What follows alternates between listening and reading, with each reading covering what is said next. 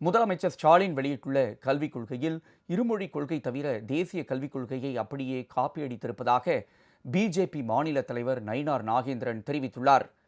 தென்காசியில் செய்தியாளர்களிடம் பேசிய அவர், தென்காசி கோயில் கும்பாபிஷேகம் அவசரமாக நடத்தப்பட்டதாலேயே கோபுர கலசம் கீழே விழுந்திருப்பதாகவும் இந்த ஆட்சி கீழே விழுவதற்கான அறிகுறி என்றும் கூறினார்.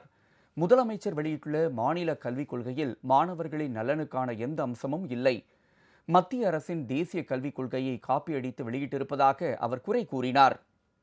தேசிய கல்விக் கொள்கையை அப்படியே காப்பி அடிச்சிருக்காங்க. 95% அப்படியே காப்பி அடிச்சுட்டு ஒரே ஒரு விஷயத்தை மட்டும் விட்டுருக்காங்க. அதாவது மும்மொழி கொள்கை மட்டும் அதை மட்டும் விட்டுட்டு மீதி பூரா அவங்க சொன்னது அப்படி நீ காப்பி அடித்து சொல்லியிருக்கிறாங்களே தவிர இவங்க புதுசாக எதுவுமே சிந்தனை பண்ணியோ எதுவுமே மக்களுக்காக மாணவர்களை சிந்தனை பண்ணி எதுவும் செய்யலை. ஆனால் சிந்தனை பண்ணி மாணவர்கள் நல்லதை சிந்தனை பண்ணி செஞ்சது மத்திய அரசு. அவங்க கொண்டு வந்தது தேசிய கல்விக் கொள்கை. அது அப்படி ஈயடிச்சாங்க, காப்பி அடிச்சிருக்கு.